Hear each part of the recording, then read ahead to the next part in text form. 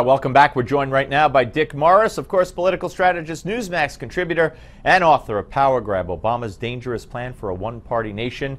And you could go to powergrab411.com. Be sure to get your copy of Dick Morris's best-selling book. Go to powergrab411.com. Dick, welcome back. Lots to talk about. Why don't we start with Bobby Jindal, who was supposed to have announced at his event, which has been postponed until later in the hour, but he is running. He enters the Republican field. What's your take on him? Well, who's not running? You know, give me a press conference where a guy stands up and says, I'm out of it. That's worth covering.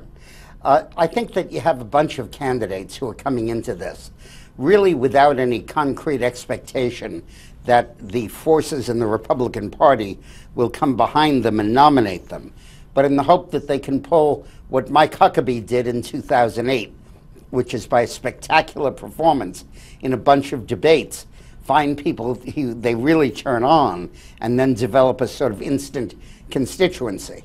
Other than that, the main power centers in the party are spoken for. The establishment's going to be for Bush, not Christie, Bush.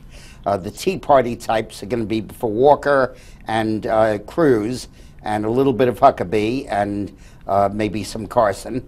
The evangelicals will be for Huckabee and a little bit of Cruz, and you know, everybody's kind of spoken for. And I think that candidates who are outside that group of six, really, I think of basically just running, hoping that they can say something on TV that turns people on. And the only one that I think has a realistic chance of that happening with is the Donald.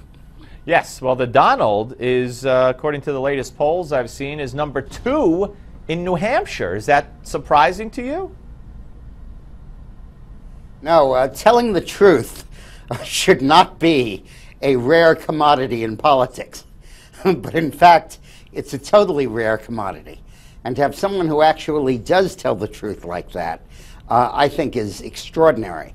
For example, I love when Stephanopoulos asked him a question about Hillary. Right. And he said, you don't have the right to ask me that question with your conflicts of interest.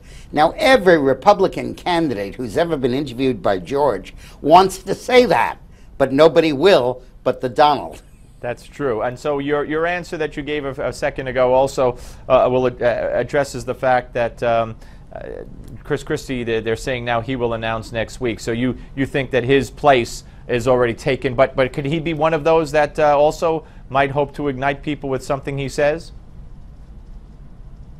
He might, because you know he's got that capability, and I suppose that is a rationale for his staying in.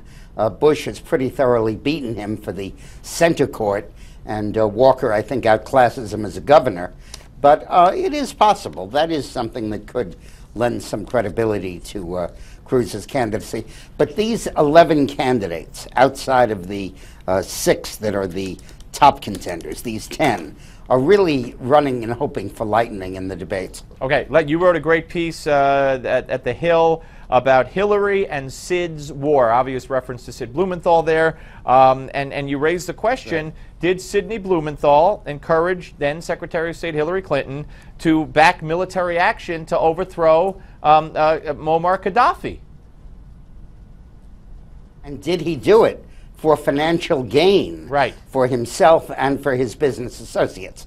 You can go to dickmorris.com and get the full column. Hillary always depends on gurus. Every president looks for advice, but Hillary latches on to somebody, almost like a drowning man, to save her. And that person then feeds her lines and really has an inordinate power over her. I know that because I had that for 3 years. And during the health care debate, it was Ira Magaziner. And during the '08 campaign, it was Mark Penn. And apparently during her Secretary of State tenure, it was Sidney Blumenthal. And Sidney was kept on barraging her with information about the genocide going on in Libya. And that hit Hillary's conscience and Susan Rice's conscience, and they went into Obama and kind of fenced him into invading Libya. And then when we got there, it turned out there was no genocide, no WMDs, and in that sense. And the military all along thought there wasn't any, and the CIA all along thought there wasn't any, and they sent agents to try to disprove, but Hillary said there was. And now we're learning that was all fed to her, bit by bit, in emails from Sidney Blumenthal, who is not a State Department employee, right, no intel background, no military background, an employee of the Clinton Foundation. And we have the email revelation that came out, I think, last week, that Blumenthal, because they deposed him at the Special Select Committee, that Blumenthal was actually getting this information from a third party who had a financial interest, maybe along with Blumenthal, in Benghazi, in Libya, and giving it to Hillary, and then Hillary would forward some of those emails on under her name, without attributing it to Blumenthal. Exactly. Blumenthal's associate was the head of a group called Osprey, O-S-P-R-E-Y, Strategies or something. And they were essentially an outfit that would work with the government to provide them with troops and training and weaponry and all sorts of intel and all sorts of advanced stuff. And they had a contract with the Libyan Transitional Council, the group that took over after Gaddafi got kicked out.